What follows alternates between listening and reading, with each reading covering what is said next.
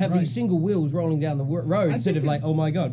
Well, I think the way they defined it is anything that has like electrical power to it. Ooh, okay. I think that's how. Okay, all right. But at the same time, there's kind of stuff that was still questionable. Well, I mean, there's this part. There's this part where the kid is they did have a classic scene where a steamroller ran over a child. Yes. So yes, that in itself, right there, it just made the movie for me. I'm like, that was awesome. And then the guy was trying to buy Cokes for all of his little kids, like, because he was the father of one of the baseball team kids.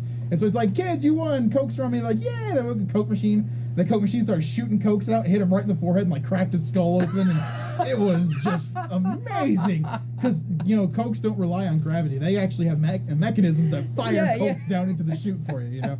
Anyway, that's cool. Well, they get to this one point where this one lone surviving child, he just ran away, matter of fact, from the steamroller that crushed all his friends, and he's on a bike, so he's safe. How small are the friends? How big is the steamroller, and how fast was it going? It was a big steamroller. Okay, steamrollers. Ben, come on, it's a steamroller.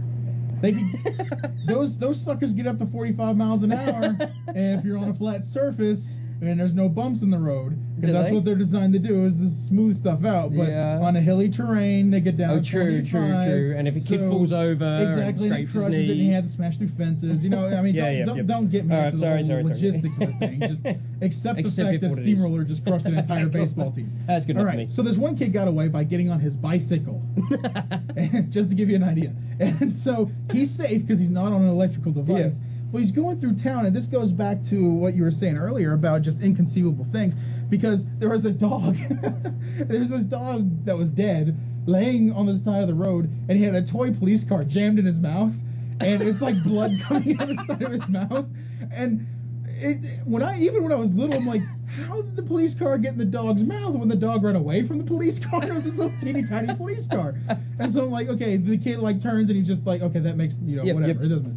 So, but then there's a push mower. This goes back to the lawnmower.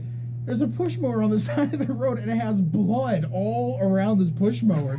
And he's looking at this push mower and starts up and starts going after him. It's like, there's a reason it's a push mower. Yeah, exactly. And there's no way to push it. There's nothing to drive it forward. And so, anyway, long story, it's just hilarious. That movie was probably another one of the worst movies that I watch all the time. It's like such a bad movie. Plus, the entire soundtrack was by AC/DC. So that was an upside. Hey, that's that was fantastic. I love AC/DC. So, I mean, I watched that damn movie so many times. It had Emilio Estevez in it. Oh, Emilio! And so I watched that movie so much that it's sad. Oh, and it had the voice of Lisa Simpson in there. Oh, okay. Yeah, the chick that does. What is her name? I can't. Nancy Cartwright. No, she does Bart as well. She does Bart. Yeah. Okay, I can't remember. No, but does Nancy do? Does she do other way as well? She does a lot of voices, but I think there's somebody else for Lisa. I don't know. People are gonna yell at me now because I don't know who the voice of Lisa Simpson is. Anyway. I know, man. I just lost all my Simpson street cred. That's right. You need to change. You need to go Terry and the something or other. You go back the other way. I have to revert back to my band days. Terry and the J Crew. But anyway, she was in it. She played this annoying woman, which she does in every single. She's not to say that she's typecast, but she plays the same role in every movie. I'm just saying, an annoying woman that yells at her husband or is trying to get a boyfriend. Oh, okay. So there you go. Well, I could make a very sexist comment right now, but I won't. Yeah. Well, just my favorite. All right, my favorite quote out of any movie comes from The Happening. And really? Yeah. Oh, because it's so bad. It's this is so bad. It's good. There was a guy which was telling them from the beginning, like, you may think I'm crazy. Well, he didn't say it like this, but, you know, basically... was it Keanu Reeves? No, yeah, exactly. You may think I'm crazy, but... but whoa. It's the trees. The trees are talking to each other. Does he say that? Yeah, he actually said that, like halfway through the movie. And everyone's like, you're crazy, you're old bastard, you know. Surely nobody would write something as ludicrous as that. Yeah, exactly. That's just nuts. Where's that mental asylum? I think Stephen King's in there. No, and they, what was I saying? Yeah, so anyway, later on, Mark's sitting in with his wife in the car, and he turns to her and goes, I think he was right. And she goes, about what? And he goes, I don't know. That's it.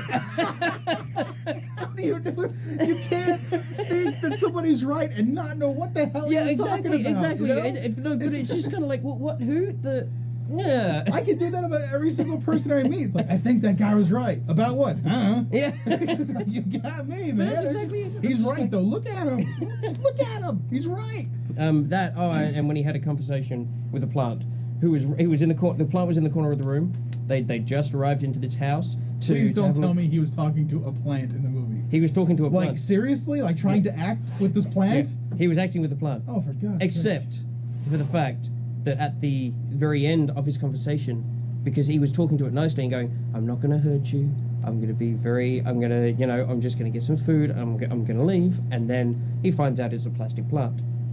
But the plastic plant is in the corner, okay, and it's supposed to be. He's given up. Terry's walking out. I'm out. See you, kids. It's supposed to look like there's a breeze blowing at it. So it's basically just somebody. You can pretty much tell somebody hidden behind the plant, shaking it. So the plant's sitting there going, shake, shake, and it's Mark's trying to approach and do his best job in quotation acting. It's just like, oh wow. Okay, that's freaking fantastic. It's like for as far as we have come in movie creation history since the 1920s, when we figured out that we could flip pictures and make a damn, like, holy crap, look what happened here. It looks like Bob's walking across the room, you know? And then, like, a few minutes after that, like, put somebody behind that plant and shake it, and I bet it would look like the plant's moving in the breeze.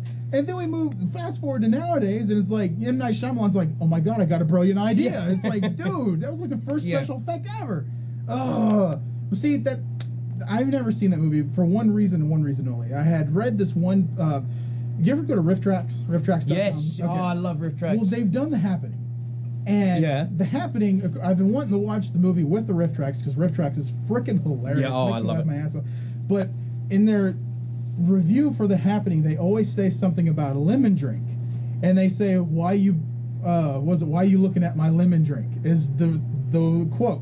And I couldn't figure out what in the hell they were talking about. So they put a free clip on their site, and I'll see if I could go find it for you.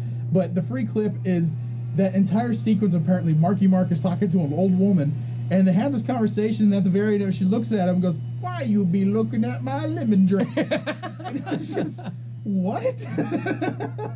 And so they have this little news thing that they do on the That's right, yeah. And so they're like, why are you looking at my partially hydrated gummy bears? You know, it's just like, what are you talking about? Is it not lemonade? Is it not lemon Kool-Aid? No, it's lemon drink. Yeah, it's so. Okay, that sounds actually pretty damn horrible. I'm glad you told me about it, because I had actually, for all the horrid, nasty, disgusting stories I had heard about that movie, I had been very intrigued to watch it, because I had heard that there's some sort of wind that was blowing across, and that's what was making people kill each other. It is. And have you ever experienced the Santa Ana winds? Have you ever experienced that? Okay, now they will make you insane, constantly howling, just. But that's a cool premise for a movie. Well, there you go. That makes sense. There you go. That does make sense. And there you go. That makes a little bit more sense. Yeah. It's like these people are killing themselves. Why? Can you hear the wind? Yeah. My God, that thing's driving me nuts. I'd kill myself too if I lived there. You know, that type thing. And so that would make more sense than trees leaning over like, dude, we should totally kill the humans right now. And we attack at dawn. And those two trees that are like totally baked out of their mind. They're like, oh, dude, what if we, the plants, are the dominant species, man. What if we're the dominant? What if we cut humans down? And then the other tree's like, let's kill them. And that's what happened. Don't talk to the plants, man. They're onwards. Those upper class twats. So let's say the trees are the ones. Why didn't they just go get some chainsaws? Cut out a huge swath in the forest there you or something. Go. Boom. Hey, I just solved Earth's problems right there. Oh, hello. I have a flamethrower right here. Fire? Well, I'm going to make you kill yourself now before I kill you bastard. Oh, well, here's Marky Mark and the Funky Bunch. Oh, God. I warn you now. You do not want to watch Marky Mark and the Funky Bunch.